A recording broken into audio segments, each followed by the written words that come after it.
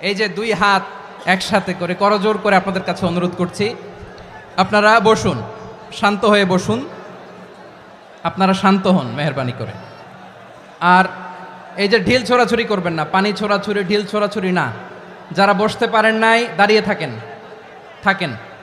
আজকে আমরা সবাই দায়িত্বশীল, আজকে সবাই দায়িত্বশীল। এই যে ইউটিউবার ভাই, এই যে এলইডি ভাই বসে যান, ঠিক আছে, থ্যাংক ইউ, বসে যান। শ্রোতাদের সাথে কোনো কথা বলা যাবে না, আমার সাথে কথা, বসে যান।